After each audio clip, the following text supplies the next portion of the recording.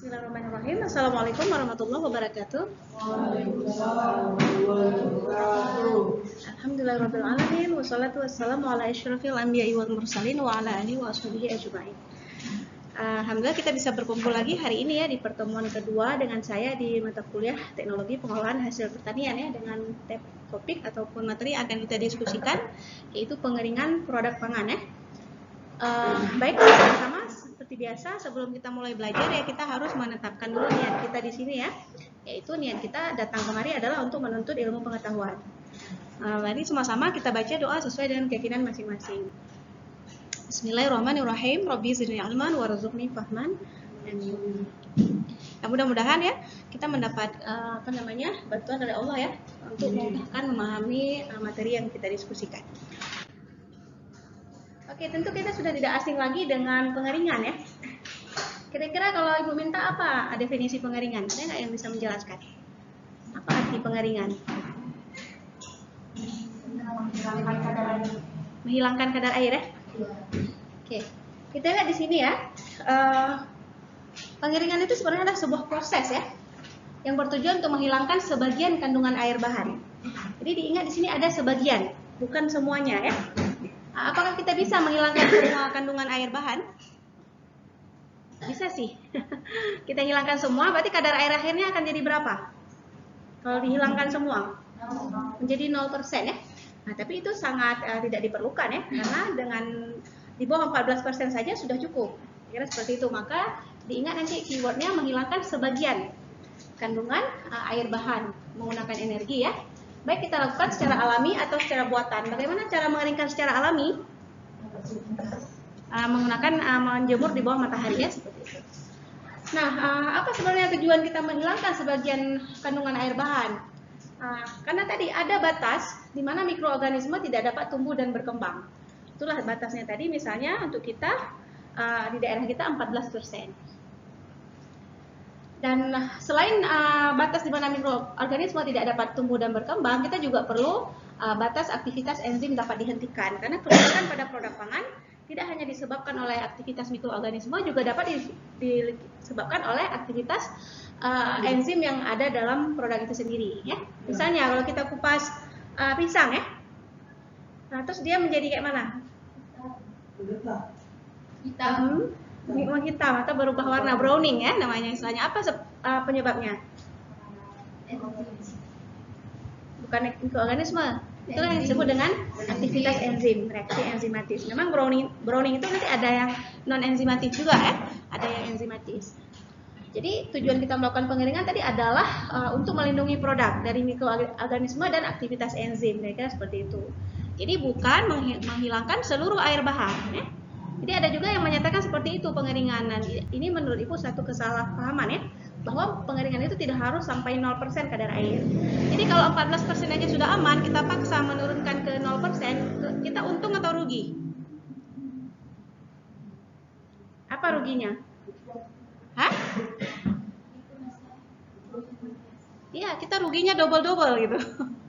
Ya, kita rugi menghabiskan energi yang banyak untuk menurunkan air. Kita ketahui energi yang dibutuhkan untuk menghilangkan air di awal proses pengeringan itu masih air bebas, dan di akhir pengeringan di mana kadar air bebas sudah habis, itu energinya lebih besar yang di akhir. Otomatis ketika kita ingin menurunkan kadar air sampai ke 0%, kita butuh energi yang lebih besar ya. Ya, energi itu berarti kita bayar. Kemudian kita ada resiko lagi, tentu susut bobot.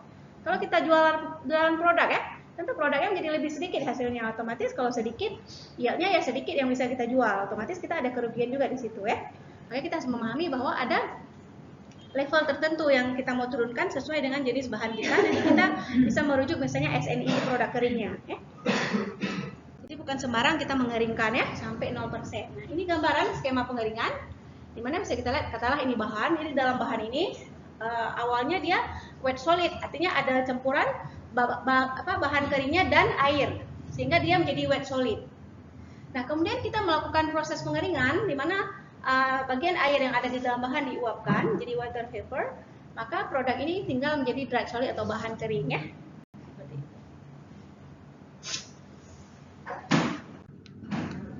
Nah, kita lihat kenapa orang selalu melakukan proses pengeringan ya. Di sini disajikan beberapa keuntungan dari proses pengeringan. Yang pertama adalah bahan pangan menjadi lebih tahan lama disimpan. Itu karena tadi bisa menghambat pertumbuhan mikroorganisme, juga bisa menghambat aktivitas enzim. Kemudian volume bahan jadi lebih kecil atau lebih ringan gitu kan. Otomatis kemudian beruntung ke packaging, ke pengangkutan ya. Kita kalau kirim-kirim kan kilonya pengaruh ya. Misalnya yang free ongkir di bawah 1 kilo ya. Begitu di atas 1 kilo langsung ongkirnya jadi nggak dapat, free ongkirnya nggak dapat. Jadi sangat berpengaruh ke volume atau berat bahan tadi. Jadi mempermudah dan menghemat ruang pengangkutan ya, mempermudah transport, kemudian biaya produksi menjadi juga lebih murah ya. Nah, memang proses pengeringan ini akan menyebabkan perubahan ya pada bahan yang kita keringkan, baik berupa perubahan bentuk ataupun perubahan penampakan fisiknya, misalnya perubahan warna ya. Terus misalnya dia agak mengkerut, bisa juga menyebabkan perubahan kimia dan penurunan mutu serta lain-lain. Itu dampak daripada proses pengeringan. Namun perlu kita ketahui bahwa teknologi pengawetan pangan pertama yang diaplikasikan oleh manusia itu adalah teknologi pengeringan. Sekarang kita sudah ada misalnya refrigerator ya, kita sudah ada, makanya ada usaha frozen ya, karena sudah ada kulkasnya, ada freezernya, jadi kita bisa mengawetkan produk juga dengan pembekuan ya. Nah dulunya lagi sebelum ada teknologi seperti ini ya, pengeringan adalah kiranya yang paling banyak dilakukan oleh orang untuk melakukan pengawetan pangan. Kita lihat sendiri untuk Indonesia ya, kenapa pengeringan juga sangat penting di Indonesia. Kita tahu bahwa suhu rata-rata sepanjang tahun di Indonesia itu adalah suhu iklim tropis ya, yaitu kisarannya 28 sampai 32 derajat Celcius. Nah, kita ketahui bahwa pada suhu yang seperti ini itu kondisinya hangat. Nah, kalau kondisinya hangat, maka laju reaksi perubahan mutu bahan menjadi besar. Dia menjadi lebih besar, otomatis akan lebih cepat ke menuaknya itu ya. Nah, selain itu kelembaban relatifnya juga tinggi di Indonesia, di atas 70% ya rata-ratanya. Hanya satu daerah seperti Gayo. Ada yang dari Gayo di sini? Di Gayo, di Aceh Tengah kelembabannya rendah, tapi dia berapa persen dari Indonesia ya. Jadi sebagian besar wilayah di Indonesia dengan iklim yang kelembaban relatifnya tinggi ya. Kemudian kelembaban relatif yang tinggi ini juga mendukung pertumbuhan mikroorganisme yang menjadi penyebab utama kerusakan bahan pangan. Dan kita memang kaya keanekaragaman hayati namanya di negara yang beriklim tropis. Jadi banyak mikroorganismenya.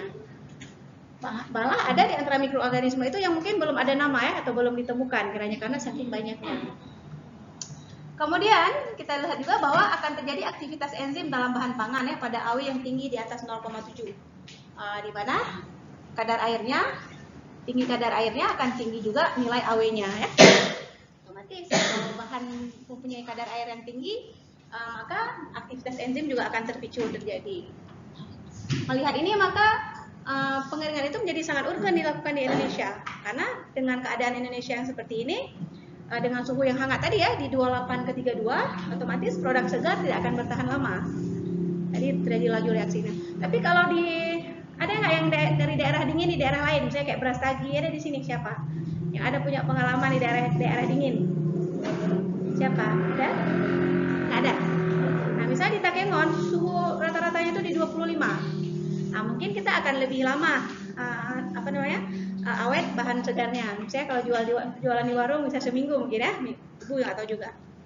Pengalaman Ibu waktu Ibu di Jerman, waktu ke rumah saudara angkat di Kota Bremen, mereka punya rumah ya.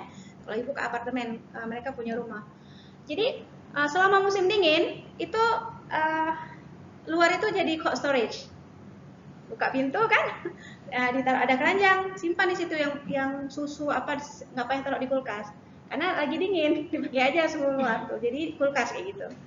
Nah kita nggak mungkin ya melakukannya seperti itu karena cuacanya memang panas di sini. Jadi mereka memanfaatkan musim dingin untuk menyimpan makanan-makanan yang perlu dingin ya, tapi tidak memaksa ke dalam kulkas penuh, ditaruh aja di luar rumah di luar pintu.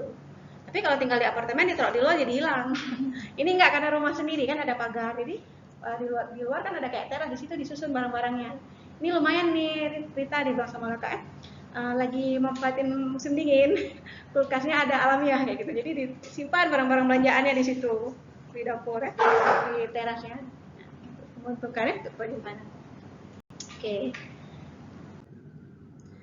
Nah, untuk sistem pengeringan sendiri sebenarnya sederhana juga, mudah, nggak susah. Dia ada dua, sistem batch dengan sistem yang kontinu. Sistem batch ini bahasa Indonesia sistem tumpah, artinya proses pengeringannya sekali jalan. Jadi misalnya ada alat pengering ya, bahan basah dimasukkan, terus ditunggu dulu kering, udah kering baru dikeluarin gitu. Nah, pada sistem alat yang pengeringan kontinu, bahan basah bisa dimasukkan secara kontinu dan kemudian bahan kering keluar. Jadi sistemnya lebih cepat ya. Dan kemudian bisa dilakukan secara berkelanjutan ya, gitu perbedaannya ya. Dan ini nggak bisa dengan alatnya, tetap harus dengan alat ya, alat pengering yang bisa mengeringkan dalam waktu yang singkat. Kalau yang sistem batch ini bisa juga dilakukan dengan alat seperti jenis alat pengering terowongan Hohenheim yang Ibu kembangkan. Itu sistemnya batch, nggak bisa continuous karena waktunya untuk pengeringannya masih lama yang dibutuhkan ya. Nanti kalau ada yang mau bertanya langsung aja ya. Nah, sekarang kita lihat model pengering yang pertama yang paling tertua di dunia ya, model penjemuran di bawah sinar matahari ya. Mungkin kalau di zaman dahulu nggak terlalu bermasalah dengan penjemuran karena mungkin orangnya juga belum banyak ya. Terus dulu waktu Ibu kecil kami juga tinggal di tanah rumahnya kalau nggak salah Ibu sekitar 2.400 meter. Besar ya, 2.400 meter, terus rumahnya kecil. Nah, misalnya kita ada perlu pengeringan, ya udah di depan rumah sendiri, bersih masih ada. Nah, seiring berkembangnya populasi, ukuran lahan jadi sempit, apalagi di kota, maka kita akan lihat kadang-kadang pengeringan seperti ini udah di pinggir jalan. Nah, sekarang pengeringan yang seperti ini menjadi bermasalah karena dilakukan di pinggir jalan misalnya, atau menggunakan bukan lagi properti sendiri ya, udah properti umum. Sementara yang dikeringkan adalah produk makanan atau bahan makanan yang nanti akan dimakan. Jadi menjadi tidak efektif lagi untuk sekarang. Jadi menurut sejarah pengeringan dengan sinar matahari adalah teknologi pengeringan tertua di dunia ya, yang diaplikasikan oleh manusia. Dan ini dilakukan dengan memanfaatkan sinar matahari. Karena apa? Matahari memancarkan radiasi ya. Radiasi matahari ini menghasilkan energi panas. Panas inilah kemudian yang berguna untuk memanaskan bahan sehingga bisa memicu keluarnya uap air dari bahannya, dan ada angin kita tahu maka memindahkan uap air ke udara. Kira-kira seperti itu. Sistemnya dan sifatnya terbuka ya. Ini terbuka. Nah, apa kelemahan sistem ini? Kelemahan sistem ini adalah tergantung cuaca. Jadi ini hanya bisa dilakukan kalau cuacanya lagi panas. Kalau tiba-tiba hujan, maka harus segera ditutup. Kalau enggak, jadi gagal ya. Otomatis pada saat kita melakukan proses penjemurannya seperti ini, harus ada orang yang nungguin atau menjagain ya. Jadi kalau banyak, bisa luas, harus beberapa orang yang menjaga. Karena nggak cukup satu orang ya, tutupnya pas misalnya tiba-tiba hujan. Hujan kan kadang cepat ya. Karena kita juga nggak ada early warning sistem untuk hujan. Nah, mungkin kalian bisa menemukan ya, kalau ada early warning system untuk hujan yang lebih cepat, mungkin bisa memodifikasi supaya penanganan penjemuran menjadi lebih nyaman ya. Nah, sistem penjemuran ini sukar dikontrol. Kenapa? Karena kita ketahui suhunya juga tergantung ya, bisa panas sekali, bisa sedang. Otomatis kemudian nggak bisa dikontrol, deh, tergantung kepada intensitas radiasi matahari. Nah, kalau kita mencatat intensitas radiasi matahari, maka dia kayak nyala hidup lampu. Sebentar aja bisa padam. Sebentar nyala, kira-kira begitu. Bisa juga berkedip-kedip. Jadi kalau kita catat kan sangat fluktuatif, kira-kira seperti itu. Kemudian memerlukan tempat yang luas, penjemuran yang luas, karena dia hanya bisa diterapkan dengan satu lapis. Nggak bisa 2 lapis, 3 lapis. Karena kalau udah 2 lapis, lapis kedua kan sudah ketutup bayangan, udah nggak penjemuran lagi, kena lagi matahari ya, kira-kira seperti itu. Jadi dia nggak mungkin. Otomatis dia memerlukan tempat penjemuran yang luas. Mudah terkontaminasi atau tidak higienis tadi, apalagi kalau di pinggir jalan. Kita jalan dengan motor, bawa debu ya. Mungkin juga asap, kalau motornya tua keluar asapnya juga mengandung gas toksik beracun. Nah, itu juga bisa mengkontaminasi daripada produk yang dikeringkan ya. Dibawa angin sendiri ya, debu ya, macam-macam. Nah, waktunya lama ya. Dan makanan harus ditutup pada malam hari, dan biasanya proses penjemuran ini nggak mungkin selesai 1 hari, harus beberapa hari ya. Kemudian malam hari nggak boleh dibiarkan terbuka. Apa yang terjadi kalau kita biarkan terbuka di malam hari? Produk yang dikeringkan di siang hari. Malamnya biar aja di situ terbuka. Apa yang terjadi? Lembab kembali. Apa maksud lembab? Hah? Ya, di malam hari terjadi kenaikan lagi RH ya. Otomatis nanti bahan yang udah kering ini akan menyerap air. Dia higroskopis. Jadi usaha kita mengeringkan di siang hari jadi sia-sia dong. Dia nyerap air lagi ya. Nah, jadi makanya harus ditutup di malam hari. Otomatis kita harus ada usaha ekstra, tenaga untuk menutupnya, terus juga harus ada bahan untuk menutupnya. Kira-kira seperti itu. Dan memang ini tidak bisa dipungkiri, biayanya paling murah. Ya.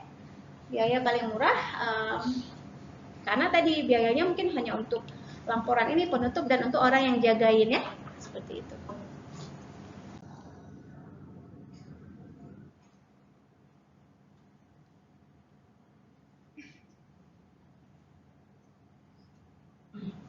Nah, mungkin di sini aku bisa jelaskan. Sebenarnya usaha pengeringan itu dilakukan untuk memperoleh tingkat kadar air yang seimbang dengan kelembaban nisbi udara atau atmosfer. Makanya nggak disarankan kita mengeringkan di bawah 14%. Kenapa? Karena kalau terbuka dia tetap akan jadi 14% lagi. Kira-kira seperti itu ya. Karena kadar air yang seimbang untuk Indonesia dengan kelembaban nisbi udara atmosfer Indonesia adalah 14%. Kayaknya kebanyakan SNI langsung menulis bahannya kalau di bawah 14% baru aman ya.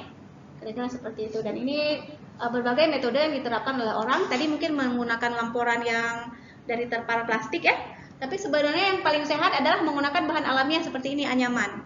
Kayak misalnya orang buat asam sunti, dia menganyam daun kelapa yang disebut blood ya. Ada yang bisa buat blood di sini? Nanti nggak bisa ada lagi yang buat blood, punah dia, harus belajar ya. Jadi kalau ada yang bisa ngajarin, belajar cara buat blood. Jadi daun kelapa itu bisa dianyam jadi kayak tikar ya, dan itu bisa digunakan untuk buat jemur. Dulu malah nggak hanya untuk tikar, misalnya untuk kayak dinding kamar mandi dulu juga dibuat dari blood, bisa dia seperti itu. Nah, bahan-bahan alamiah ini sebenarnya lebih aman dijadikan bahan untuk meletakkan bahan makanan ketika dijemur, berbanding tadi bahan yang dari plastik ya.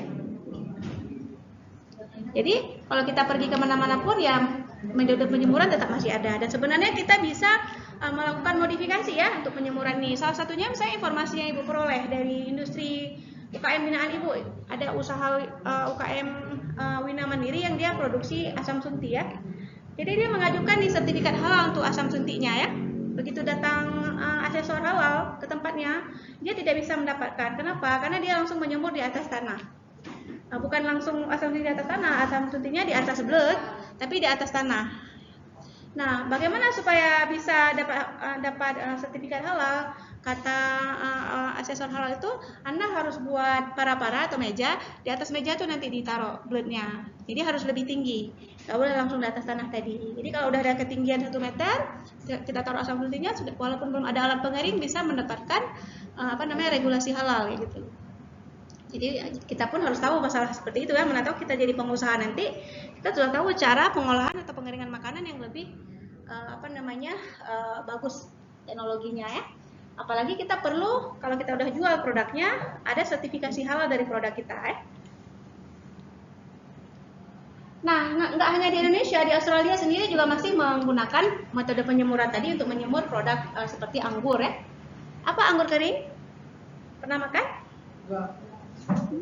Biasa itu taruh di kue. Anggur kering. Kismis ya. Kismis Ibu suka makan juga. Jadi kalau kita makan jadi sarapan kan, kita campur dengan oat misalnya kan, kismis, emping misalnya, itu enak dimakan jadi sereal dengan kita jadi sarapan kita ya. Bisa dengan susu disiram. Nggak harus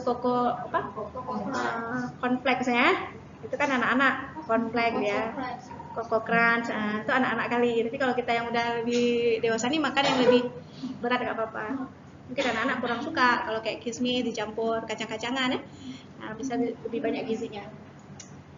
Kemudian di negara seperti Indonesia, negara sedang berkembang, menggunakan untuk pengeringan serealia. Serealia ini sejenis yang tadi itu jagung ya, pokoknya emping tadi, bukan emping melinjo ya, emping yang dari beras. Emping beras tahu kan? Nanti pelajari juga ada teknologi dia untuk membuatnya. Kayaknya harus yang padinya digongseng ya, baru habis itu diketok dia, dipukul-pukul. Ini jadi emping. Harus dicari mana tuh kita bisa mengembangkan produk-produk baru nanti dari produk lokal ya untuk makanan sehat. Kacang-kacangan, ikan, daging dan bahan pangan lainnya. Seperti ikan misalnya kita terkenal dengan kemamah ya. Kemamah itu juga perlu proses pengeringan dan apa yang jadinya kalau kita pergi ke tempat pengeringan kemamah atau ikan asin aja lah. Apa bayangannya? Banyak kali lalat ya. Dia sampai berulat ya. Ulat itu adalah dari sebenarnya telurnya lalat ya yang menetas. Nah, kenapa? Karena terbuka tadi. Dan dia lalat ini suka yang ikan yang bau amis dan yang manis. Jadi kalau kita buat kayak manisan pala itu juga dikerubungin sama lalat. Jadi lalat ini sukanya dua, Ibu lihat. Yang bau amis dan yang manis. Oke. Jadi kita butuh alat pengering di situ nanti ya. Nah, sebenarnya cara pengeringan yang penyemuran tadi, coba lihat di sini memerlukan sinar matahari yang terik supaya suhunya bisa kayak 38 ya. Jadi kalau suhunya nggak terik juga kurang. Kemudian kelembaban rendah. Nah, kita sebenarnya kurang efektif juga penjemuran di luar karena kelembabannya tinggi ya. Ini sih constraint-nya ya.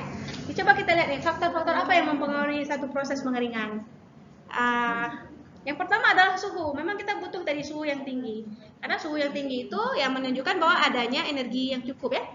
Panas untuk mendorong terjadinya proses penguapan uap air bahan ya. Nah, selain suhu, kita juga butuh RH yang rendah tadi. Coba mungkin ada yang bisa menjelaskan apa definisi daripada relative humidity RH. Apa arti RH? Di minggu lalu kita juga sudah, Ibu sudah kasih. Ada yang ingat? RH adalah banyaknya kandungan uap air di udara. Ya. Nah, dengan tahu banyaknya kandungan uap air di udara, kita bisa menghitung berapa persen udara ini bisa mengambil lagi uap air dari bahan. Jadi namanya water vapor holding capacity. Oleh karena itu kita mau rendahkan dia supaya pengeringannya bisa berjalan lebih baik. Kalau misalnya kelembabannya 70% ya, maka udara ini mengandung mengandung uap air yang banyak, otomatis untuk proses pengeringan dia hanya bisa menampung 30% lagi karena dia tahu 70%. Oleh karena itulah ketika kita merancang alat pengering kita butuh yang kemudian ruang pengeringnya bisa rendah, RH-nya di bawah 50% supaya kondisi udara dalam ruang pengering itu bisa mengambil uap air dari bahan lebih banyak. Jadi kayak water holding capacity ya. Dengan kita tahu RH udara. Oke. Nah, berarti kita perlu suhu tinggi dan perlu RH yang rendah. Hubungannya ya antara suhu dan RH pada proses pengeringan. Kemudian kita perlu aliran udara. Nah, untuk apa aliran udara pada proses pengeringan? Fungsi aliran udara itu untuk apa? Ya? Kalau nggak mengalir berarti bagaimana? Bisa terjadi pengeringan, nggak ada aliran udara? Nggak bisa terjadi? Betul, tapi ada nggak yang bisa menjelaskan? Kenapa kemudian kalau nggak ada aliran udara, proses pengeringannya tidak terjadi? Kenapa?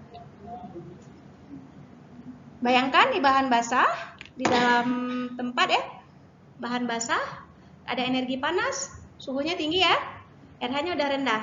Jadi air yang ada dalam bahan menguap ke udara, udah. Terus kita butuh lagi syarat ketiga, ada aliran udara. Apa fungsi aliran udara nih? Iya, memindahkan udara yang sudah mengandung uap air tadi, diganti dengan udara baru. Kalau misalnya dia tertutup, maka dia cuman berada kayak kita lah di bumi. Air laut kan udah menguap nih ke atas. Habis itu dia akan menjadi awan mendung, terus hujan turun lagi ke bawah. Kira-kira seperti itu ya Allah ciptakan. Nah, begitulah terjadi kalau dalam misalnya oven kita melakukan proses pengeringan, kemudian kita buat oven itu nggak ada ininya, nggak ada aliran udaranya. Kayak apa namanya? Mau kita bilang tertutup lah kayak gitu, terisolasi. Itulah yang akan terjadi. Kita kasih energi menguap air, tapi dia nggak bisa pindah kemana-mana, dia ada di situ. Begitu kita nggak kasih energi lagi, suhu turun, air itu akan mengembun dan jatuh dan berada lagi di situ ya. Jadi nggak keluar dia, makanya butuh aliran udara. Itu bayangannya. Aliran udara ini berfungsi untuk memindahkan udara yang sudah mengandung uap air tadi. Nah, dan diganti dengan udara baru, kira-kira seperti itu. Ya, dia makanya nanti akan ada istilahnya Udara adalah media pengering pada sistem pengering udara. Jadi kalau kita menjemur di terbuka tadi penjemuran, media pengeringnya adalah udara. Di alat pengering ibu, alat pengering terowongan, media pengering juga adalah udara. Kan nanti kalian akan lihat ada kipas. Ada kipas inlet, ada kipas outlet. Kipas inlet memasukkan udara tadi, udara dingin kemudian dipanaskan ya. Udara panas ini mengambil uap air dari bahan, kemudian dikeluarkan di kipas outlet. Yang dikeluarkan itu diharapkan adalah udara yang sudah mengambil air tadi, dipindahkan diganti lagi dengan udara baru ya. Kira-kira seperti itu. Jadi ingat syarat pengeringan: 1, suhu harus tinggi, 2, air harus rendah, ketiga harus ada aliran udara tadi ya. Nah, kemudian faktor lain yang mempengaruhinya adalah kadar air awal bahan. Jadi bahan pertanian ini sangat bervariasi, ada yang tinggi kadar air, ada yang lebih rendah sedikit ya. Misalnya pada ibu memproses PLIU, jadi daging kelapa itu difermentasi dulu selama seminggu sampai 10 hari ya, 7 sampai 9 hari. Nah, setelah fermentasi baru kita melakukan proses pengeringan. Di situ kadar air awalnya di sekitar 55%. Sementara kalau kita mengeringkan cabai misalnya, kita mengeringkan apa lagi misalnya, belimbing tadi, itu kadar air awalnya bisa 90%. Jadi pengeringan juga akan dipengaruhi oleh kadar air awal bahan. Kalau kadar air awalnya tinggi, maka proses pengeringan tentu akan lebih lama berbanding dengan yang kadar air awalnya lebih rendah. Pada proses pengeringan PLIU, kami cuma butuh 1 hari aja udah jadi PLIU-nya yang alat pengering. Sekitar 10 jam. Kadang kalau cuaca hari pertama kurang bagus, tambah hari kedua tapi selesai juga di 1,5 hari ya, nggak sampai 2 hari penuh, kira seperti itu. Karena kadar air awal dari PLIU tadi hanya di 55% ya, seperti itu. Tapi waktu mengeringkan belimbing ulu kemarin sama Kak Ria butuh waktu 3 hari, karena kadar air awal belimbing ulu di 90%, seperti itu. Oke, jadi kadar air awal bahan berpengaruh ya. Kemudian karakteristik bahan lainnya. Apa karakteristik bahan lainnya? Misalnya bentuknya, ukurannya, kemudian ketebalan kulitnya ya, berpengaruh. Jadi karakteristik daripada bahan ya. Kemudian proses penanganan yang kita lakukan misalnya pengadukan. Kalau kita aduk menjadi lebih cepat, kalau kita balik menjadi lebih cepat proses pengeringan. Bisa juga kita memberikan misalnya dipotong-potong, dikecilin ukuran juga menjadi lebih cepat ya, proses pengeringannya. Seperti itu. Jadi dilihat di sini ada beberapa faktor yang mempengaruhi pengeringan. Biasanya 3 faktor pertama ini disebut dengan faktor pada alat pengering. Kemudian 3 seterusnya itu adalah faktor pada bahan. Jadi pada pengeringan kita akan melihat semuanya, bahan dan alat. Nggak bisa kita fokus ke alat saja, mengabaikan bahan, karena yang kita keringkan bahan, dan tujuan dikeringkan adalah supaya bahan ini diterima oleh konsumen ya. Maka kita juga concern kepada kedua-duanya bahan. Nah, ini ada gambar dari rumah pengering surya. Rumah pengering surya terdiri dari beberapa bagian ya. Yang pertama adalah ada kolektor surya. Ada yang bisa menjelaskan ke Ibu apa itu kolektor surya pada sistem pengering?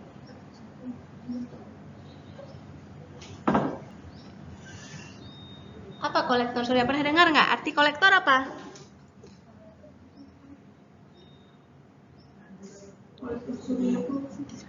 Ya, silakan. Alat yang bisa untuk menampung sinar panas sinar matahari.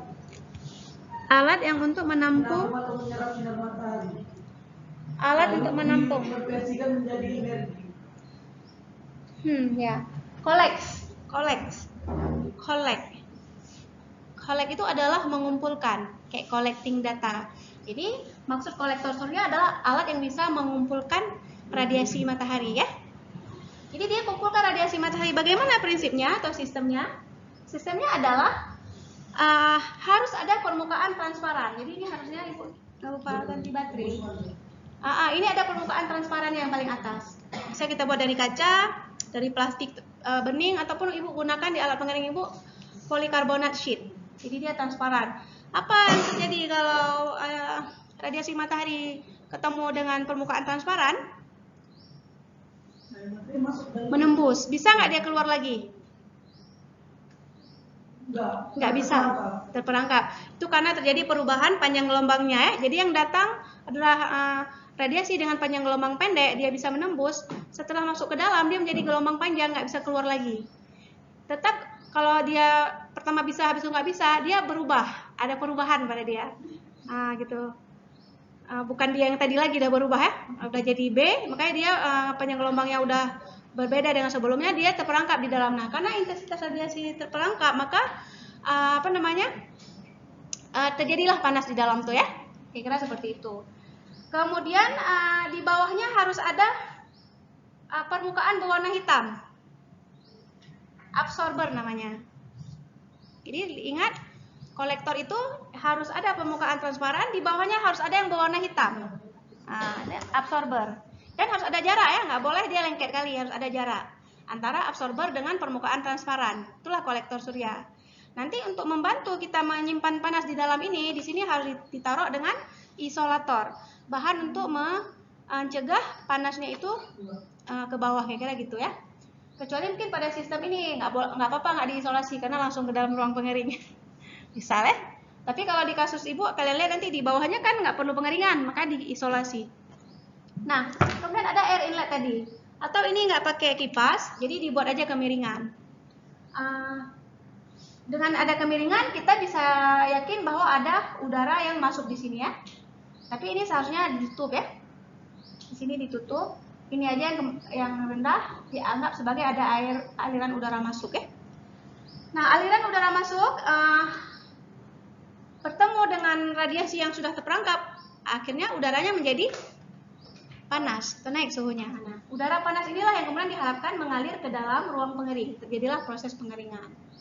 Di sini kita lihat dialirkannya kemari ya prosesnya. Berarti ini masih diisolasi nih.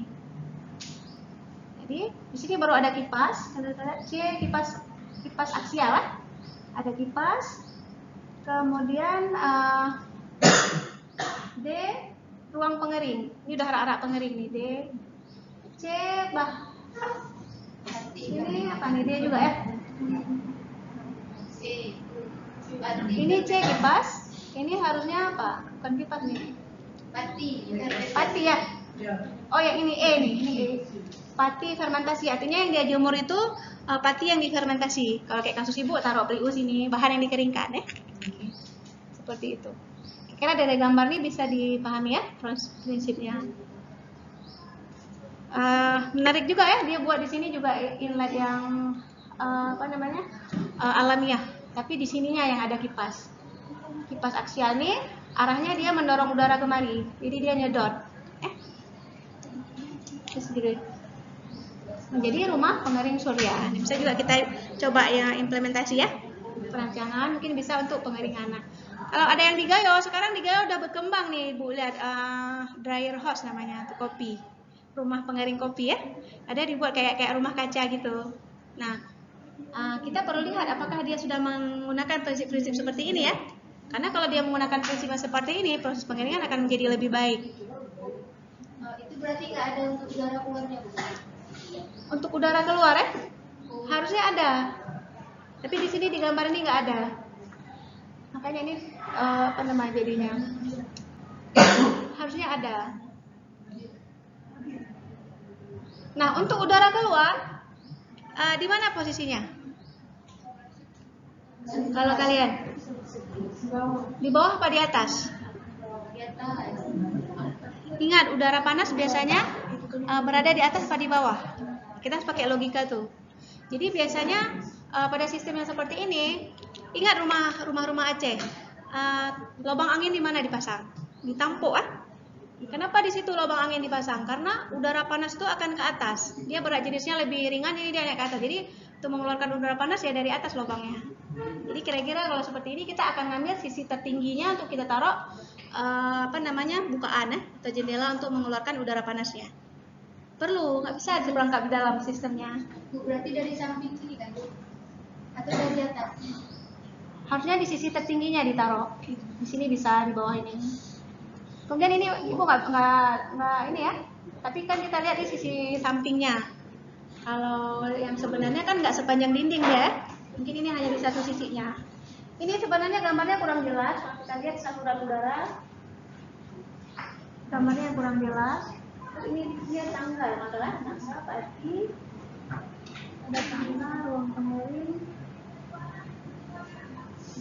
Kalau ini saluran udara di bawah samping pas aksial tadi. Nah, dia nggak menunjukkan kepada kita dia ada buat outlet atau tempat keluar aliran udara. Harusnya ada. Ada masalah ya? Ibu terambil gambar yang kurang lengkap. Tapi ini diperoleh kemarin untuk rumah pengering surya. Oke, kemudian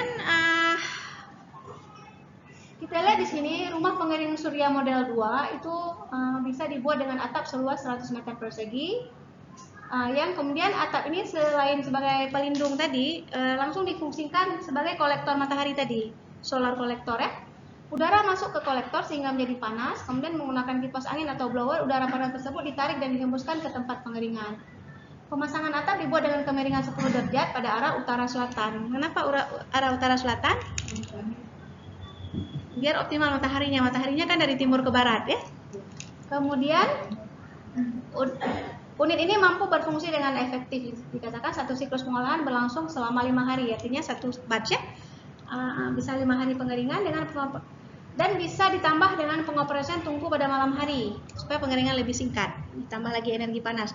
Jadi rumah pengering surya biasanya juga bisa menjadi hybrid dryer atau pengering hybrid apabila kita menambahkan sumber energi lain seperti misalnya tungku ya. Dimana di tungku ini kita bisa melakukan pembakaran biomasa, limbah biomasa ataupun arang ya, untuk energi panas pada pengeringan di malam hari.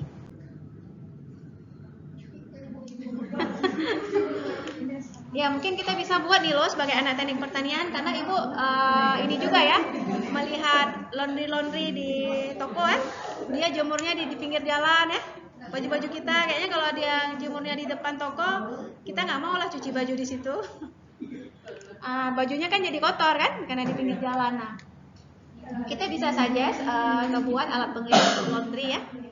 Nah di alat pengering ini bisa kalian lihat bahwa solar kolektornya di sisi ini. Ini solar kolektor, ini solar kolektor. Kemudian ya dia dibuat kita bisa masuk ke dalam untuk gantung baju.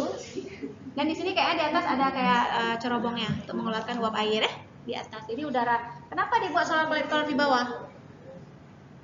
Logikanya tadi udara dingin berada di bawah. Jadi yang dimasukkan ke dalam kolektor ada udara dingin kan? Udara dingin. Nah, kemudian udaranya jadi panas. Karena dia panas, itu akan naik ke atas melewati baju kita, membawa uap air dari baju ke atas terus. Jadi dibuat bukaan di atas. Boleh dibantu dengan misalnya sekarang kan ada dijual juga Savonius kipas Savonius ya, yang dia berputar dengan angin. Kalau ada angin dia berputar itu dia nyedot udara juga, itu bisa. Makanya kita lihat di gudang-gudang ada yang udah pasang itu sebenarnya untuk mendinginkan ya, biar udara panas dari gudang bisa dikeluarin. Jadi gudangnya jadi nyaman untuk penyimpanan barang, apalagi kalau makanan yang disimpan. Menarik nih, kalian bisa merancang tuh kewirausahaan mahasiswa atau penelitian juga bisa, proposal PKM ya. Boleh nanti jumpain ibu. Ini buat dari rangka baja aja. Untuk latihan potong rangka baja bisa langsung ke bapak. Kita di rumah ibu kan ada bengkel, jadi kalian bisa juga latihan di situ. Kita harus ada akal dong. Misalnya kita buat dia ada tutup kayak yang sakar burung ya, tetap dibuat ada atapnya, bukan langsung terbuka. Tapi kemudian dia ada bukaan di sisinya. Bisa kita modifikasi kayak gitu. Harus ada ide, harus ada pertimbangan. Kayak ibu pernah tanya sama adik, kenapa lubang hidung kita nggak di atas?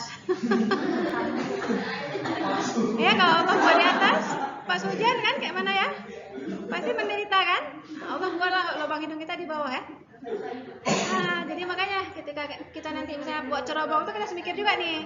Oh kita kan ada hujan ya di Indonesia, bagaimana nih caranya? Boleh juga kalian lancang, kalau hujan ya langsung ketutup. Karena waktu hujan kan nggak ada proses pengeringan. Stop dia, jadi kita buat terus, begitu hujan pakai sensor tutup. Kalau dia nggak ada tadi ya, dia tetap terbuka. Jadi kita bisa memikirkan berbagai kemungkinan ya. Nah ini dia rumah pengering yang untuk padi di sini. Cuma terlalu banyak ruangan yang terbuang ya jadinya ya. Karena kita cuma menggunakan lantai untuk pengeringan.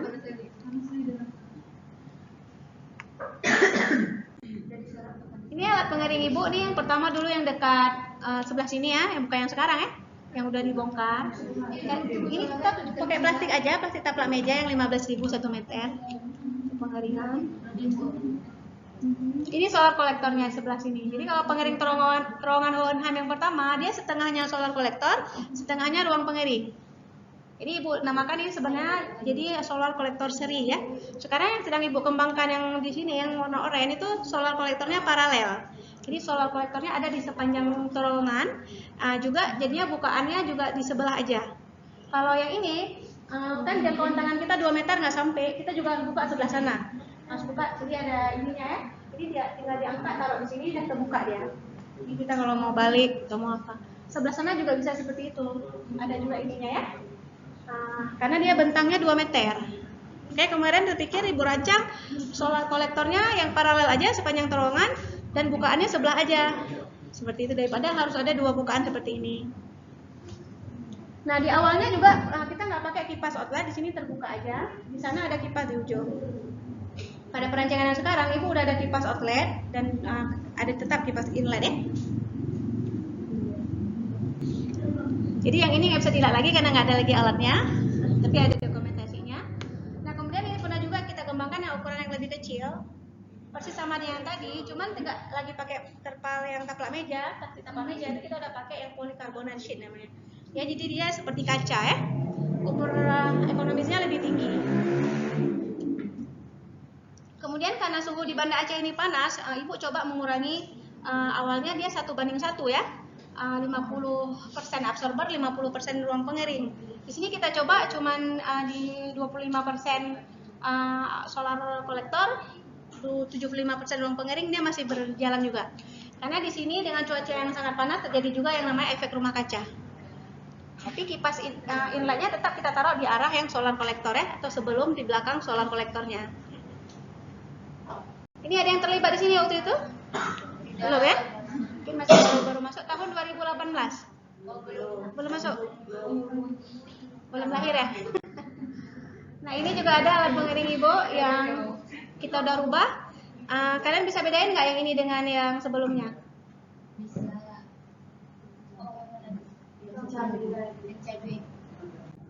Yang ini? Iya, ini yang kita lihat kemarin. Ini yang di sana. Solar. Udah lihat? Waktu lihat nggak ada Ibu?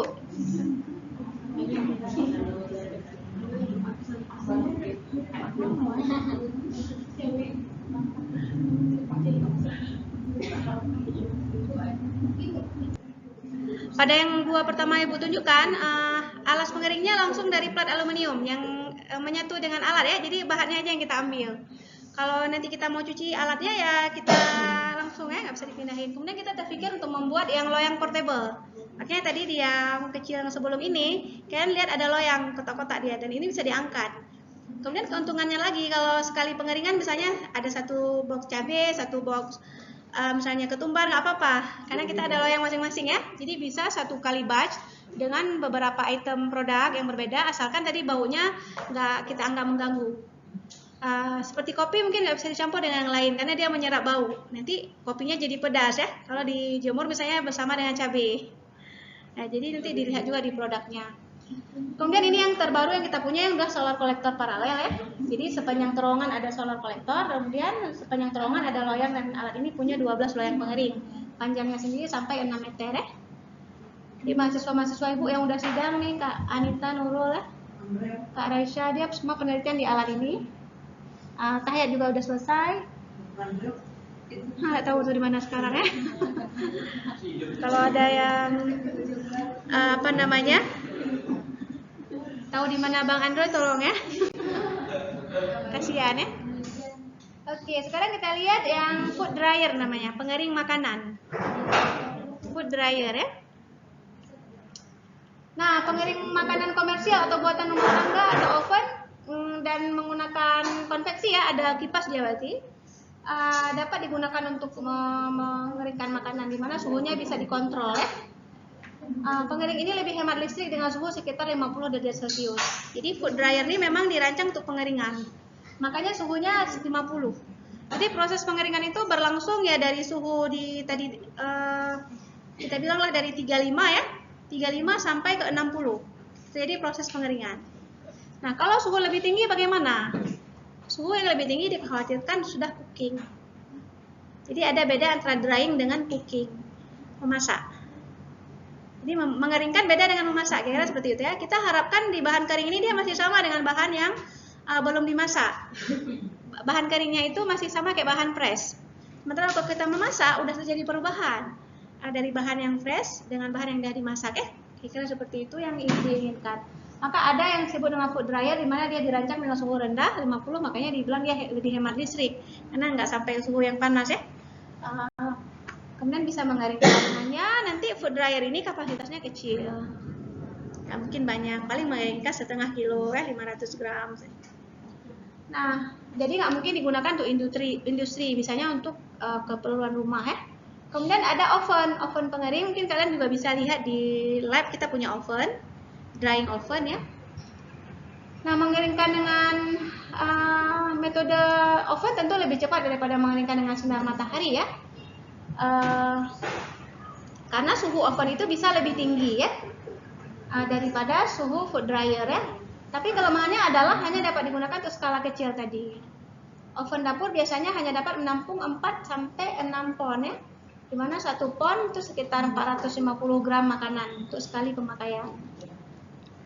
Jadi kapasitasnya tadi yang kecil, jadi nggak mungkin digunakan untuk industri. Nah, di lab kita juga ada oven, drying oven namanya. Hanya drying oven ini kita gunakan fungsinya untuk menguji kadar air misalnya dengan metode oven ya. Seperti itu. Boleh untuk mengeringkan makanan, cuman itulah kalau untuk jualan nggak balik modal. Mungkin bahannya boleh sih dikeringkan di oven, nanti harga jualnya tinggi sekali kayak gitu ya. Produktivitas kita juga rendah karena tadi daya tampungnya kecil. Tapi dia juga menjadi sebuah teknologi ya, oven. Seperti dulu komputer ini dulu kan besar, habis itu menjadi kecil, sampai ada yang kecil. Sekarang ini pun udah jadi kayak komputer kan, dibuat kecil. Karena kenapa? Karena ternyata setiap orang butuh handphone, jadi dibuat kecil. Oven juga nanti dibutuhkan di rumah tangga, makanya tetap dikembangkan oven pengering yang skala rumah tangga untuk kebutuhan. Ada orang-orang yang orang-orang maju, mereka lebih suka dengan sesuatu yang diolah sendiri ya.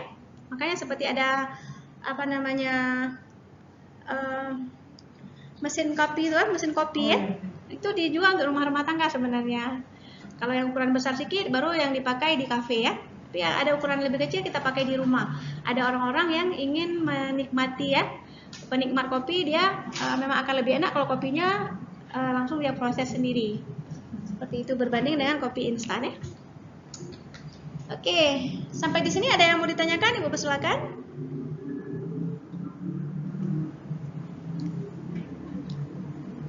Belum ada ya? Oke, silakan. Ini di luar dari materi. Oh ya, boleh. Gini. Kenapa tomat kalau dalam kulkas dia mengeruh?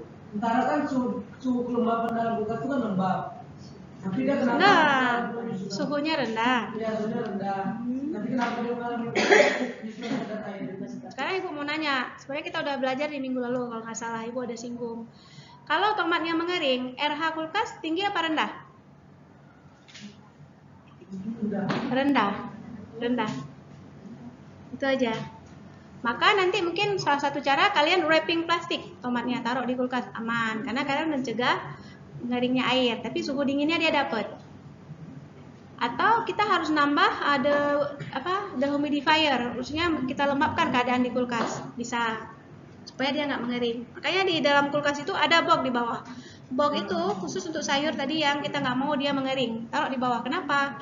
Karena box itu sama kayak kita udah wrapping dia. Atau jangan simpan terbuka lah dalam kotak, taruh itu lebih awet. Kemudian dalam kotak lagi. Itu kalau kita ke DIY itu akan dapat di kotak untuk menyimpan. Dia ada kotak terus ada kayak saringan. Ditaruh dalam kotak tuh, baru kita taruh bahan. Kenapa? Jadi kalau ada tetesan air di bawah saringan nanti. Kenapa? Kalau air yang mengembun dari bahan terus dengan rendam dia juga jadi busuk. Tapi karena kita kotaknya itu sudah ada jarak antara bawah dengan atas ya, saringan, air tuh jatuh ke bawah. Itu juga jadi pengawetan, nggak membuat dia busuk. Terus ada lagi teknologi kertas berlubang. Coba pergi ke Suzuya ya. Lihat nanti dia udah di packing dalam plastik kayak kentang, tapi dia dilubangin. Apa tujuan berlubang tuh? Kita tahu? Airnya jatuh. Ada tadi sebabnya. Sebabnya Air jatuh. si yang kita simpan nih masih hidup dia, plant. Dia bernafas. Jadi kita simpan tomat, dia bernafas. Dia menghasilkan panas ya, karena kemudian dia juga menghasilkan air. Air ini kalau menguap ya jadi cairan ya. Maka dibuat lubang supaya apa? Tidak terjadi pengemunan di dalam yang keluar dari respirasi dia. Jadi memang sangat unik kita mengelola pangan ini ya, karena dia masih hidup. Seperti itu, kecuali produk yang udah kita olah mungkin. Misalnya udah jadi permen atau apa ya, nggak bernafas lagi dia. Tapi kalau yang masih tadi kayak tomat, kayak kentang, dia masih bernafas. Jadi kita harus pertimbangkan juga itu. Ya? Jadi ada caranya. Jadi sebab mengkerutnya tadi adalah RH rendah di dalam kulkas. Bagaimana cara? Kita harus ada kalau di Jerman Ibu dulu ada yang namanya climate chamber. Jadi climate chamber itu seperti kulkas, tapi kita bisa set suhu dan RH-nya. 2 item bisa kita set. Kita mau suhu berapa dan RH berapa. Nah, terus terang kulkas kita di rumah yang dijual itu nggak bisa di set RH-nya, cuma suhunya aja. Jadi kalian boleh eksperimen pakai alat, coba ukur RH-nya berapa. Terus kalian buat apa di situ di kulkas tuh supaya misalnya RH-nya naik ya. Nah, kita bisa mungkin nanti mengembangkan kulkas yang aman untuk menyimpan produk segar tanpa harus di box yang terbatas di bawah ya. Nah, kalau RH-nya bisa kita manipulasi menjadi lebih tinggi. Pasti tadi di antara dua tadi ya, suhu dan RH ya. Penyebabnya. Oke, lihat di sini ada tahapan proses pengeringan. Jadi proses pengeringan itu berjalan ada tahapannya. Tahapannya itu di sini kita lihat. Di sini mulai dari A, titik A ke B ya. Itu adalah namanya laju pengeringan meningkat. Jadi kayak kita jalan nih. Pertama kan berdiri, terus kita jalan ya, mempercepat gitu. Jadi awal tuh mempercepat ya, jadi naik pengeringannya. Jadi nggak ada pengeringan, nggak ada pengering, terus kita kasih energi panas, mengeringkan ya kan? Jadi laju pengeringannya naik di awal proses pengeringan. Kemudian setelah sampai ke titik B, terjadi sampai titik C itu namanya constant rate. Kapan berhenti constant rate? Ini lajunya tuh nggak berubah lagi. Udah kayak kita ngegas dulu, gas dari 0 ke 40 atau 50 kita nyaman. Dari 50 kita tahan 50 terus. Saya itu juga ya. Kapan dia akan berhenti laju pengeringan konstan sampai tercapai critical moisture content. Misalnya. Apa yang terjadi kalau sudah tercapai titik C itu, titik kritisnya, maka akan terjadi laju pengeringan menurun. Dan laju pengeringan menurun ini sendiri dibagi dua. Kalau dari C ke D namanya laju pengeringan menurun tajam ya. Kita lihat dari sini dia kurvanya tajam turun. Atau dia first falling rate period. Periode laju penurunan laju pengeringan pertama. Kemudian ada second falling rate period. Penurunan laju pengeringan yang kedua itu dia adalah laju pengeringan lambat. Penurunan laju pengeringan lambatnya. Ya, mudahkan gambarnya, ingat gambarnya. A ke B naik, konstan ke C sampai titik kadar air kritis. Kemudian akan terjadi laju pengeringan menurun, ada dua model, tajam dan melambat. Itulah kurva laju pengeringan. Nah, kenapa nanti dia ini ada naik di sini? Karena tadi kandungan airnya kan masih banyak, kan? Kemudian air bebas itu bisa diuapkan dengan cepat. Kemudian dia menjadi konstan ketika sudah setimbang antara RH di dalam dengan di luar bahan ya. Nah, kemudian begitu sampai kadar air kritis, laju pengeringannya akan menurun karena memang sudah sedikit air yang ada di dalam bahan. Kayak kita banyak duit belanja banyak kan? Nah, itu sudah kurang dikit. Mungkin kita belanjanya sabar. Dan kurang lagi uangnya, sudah kritis. Nah, kurangin data belanja. Di akhir bulan biasa kan? Biasanya kan katanya dari terima gaji kan bulan 1, dari terima uang bulan 1, dari kampung. Akhir bulan pasti pada yang ini nih. Awal bulan, kalau ibu tuh waktu kecil kan, aku ngambil gaji tanggal 1, kami pasti makan enak, makan soto. Jadi kan, makannya kan banyak gitu. Kalau akhir bulan nanti kan dari ini dan jadi bayangannya ke situ aja. Karena kadar airnya juga udah dikit tadi. Makanya tadi kalau kita paksa lagi menurunkan sampai 0,5 banyak kali habis energi kita. Karena itu sia-sia kan. Sama yang hasilnya juga dikit kali yang bisa dijual karena terlalu banyak susutnya ya. Untuk eksperimen drying air kita bisa buat kayak seperti ini ya. Misalnya kita punya tunnel ya. Kita sediakan heater di sini di depan. Di belakangnya ada kipas. Kipas ini masukkan udara dingin dari sini. Udara dingin ini kan kena heater jadi panas, langsung menuju ke ini produk yang dikeringkan. Kita taruh di atas tray. Tapi tray-nya ini kita hubungkan dengan timbangan scale. Kalau masih bagus di lab, Ibu Raida pernah rancang alat pengering yang model kayak lemari dan di mana tray-nya itu dihubungkan dengan timbangan. Nah, jadi selama proses pengeringan kita bisa lihat catat perubahan beratnya. Berat awalnya tahu kita. Terus pengeringan kita hidupkan, jadi kan perubahan berat kita catat. Di sini kita bisa kemudian mengamati drying rate daripada produk ya.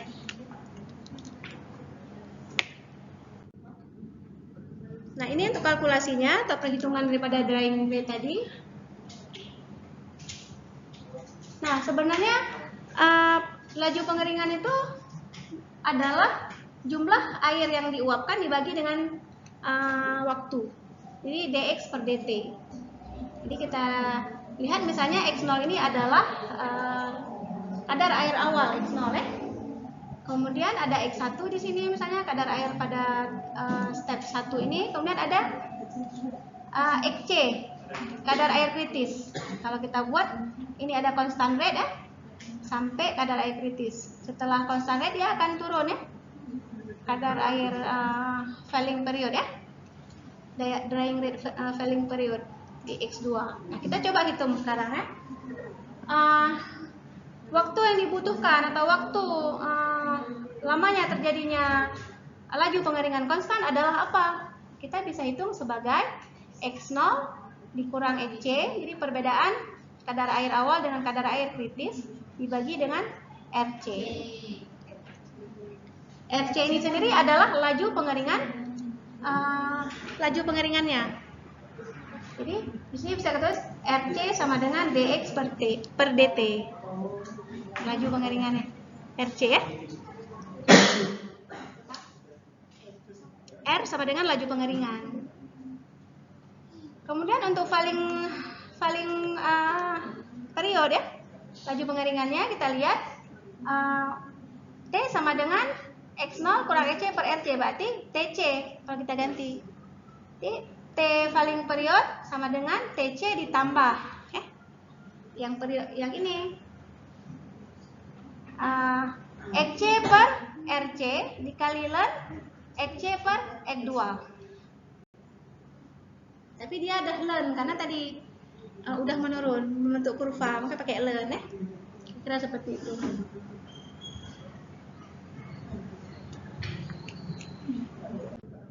Nah, kita coba lihat ke contoh soal mungkin lebih mudah ya. Di sini kita lihat sebuah tunnel dryer ya, didesain untuk mengeringkan apel ya.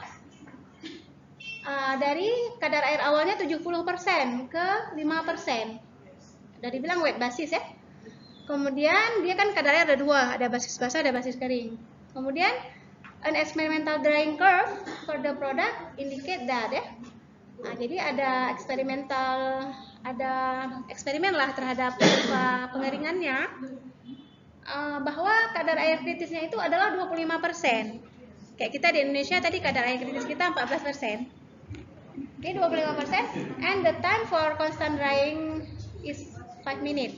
Jadi waktu untuk pengeringan konstan itu 5 menit. Tadi udah tahu nih TC sama dengan 5. Jadi dari informasi yang sudah disediakan, coba duga total waktu pengeringan produk itu. Berarti totalnya T-nya ya.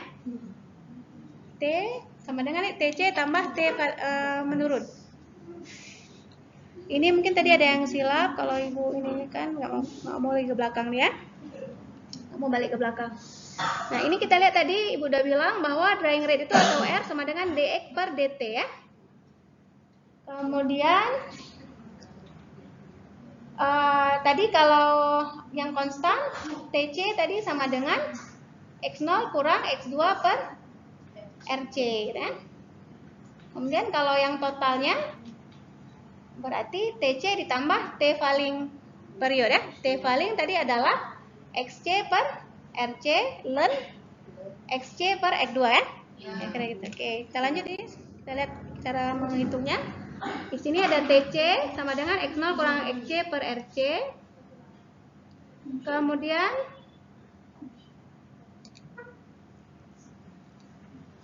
TC-nya udah dibilang 5 menit. Maka kita dapat RC nanti ya. Oke, sebelumnya kita cari dulu yang ini. Kadar air awalnya 70%. Maka X0-nya berapa? Nah, X0 itu adalah kadar air basis kering. Kilogram H2O per kilogram solid. Kenapa kadar air basis kering? Karena nanti kita kurangin nih. Kalau dalam matematika kita nggak bisa kurangin kalau penyebutnya beda. Tapi kalau udah basis kering, penyebutnya sama. Ya, kita harus basis kering dulu. Jadi bagaimana kita rubah 70% basis basah jadi basis kering? Dia basis kering mudah kali di sini lihat. 0,7 bagi 0,3. Dia kan 100% totalnya. 0,7 per 0,3 nanti dapat 2,33. Ya. Kemudian yang kadar air kritis 25, X-nya itu adalah 0,25 per 0,75, totalnya 100. Yang kadar air akhir 5%, 0,05 per 0,95. Maka kita dapat di sini. Kita lihat yang kilogram H2O per kilogram solid. Oke, kita udah dapat. Kemudian kita lihat di sini TC kita udah 5 menit. Maka kita cari dulu RC. RC sama dengan X0 udah tahu, XC udah tahu, TC udah tahu. Dapat RC-nya itu adalah 0,4 kilogram H2O per kilogram solid per menit. RC kan per DT tadi. Ingat ya? DX per DT. Rumus RC. Nah, DX-nya itu kilogram H2O per kilogram solid. DX-nya satuan dari X. Satuan dari DT kan menit. Jadi menit ini di bawah ya. Kilogram H2O per menit. Kilogram H2O per kilogram solid kali menit ya. Jadi dia menit itu di bawah per. Udah, sekarang yang menurun XC per RC dikali ln XC per X2. Tinggal kita isi kan. RC udah tahu, XC udah tahu, XC tahu, X2 tahu. Dapat di sini 1,5 menit. 54 menit. Total darah intan adalah TC tambah TA sama dengan 5 tambah. Itu. Nanti saya mau buat soal lain ya untuk latihan.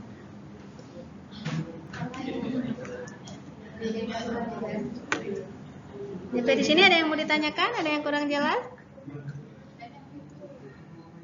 Latihannya cuma beda pelajaran kan? Kenapa harus gitu?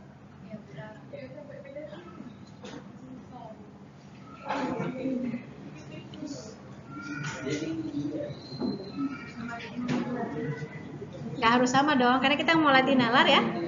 Kita latih nalar. Nanti yang enaknya kalau masih tugas belum ujian kan masih bisa diskusi. Kalau tugas atau misalnya kuis kan masih bisa remedial. Yang harus hati-hati pas ujian final. Kalau bisa ujian final tuh tanpa remedial lah ya. Udah langsung lulus gitu. Pas ujian terakhir ya. Jadi jangan khawatir dengan ini. Sulit-sulit soal tugas atau latihan malah bagus sebenarnya untuk mengasah kita, melatih kita kan?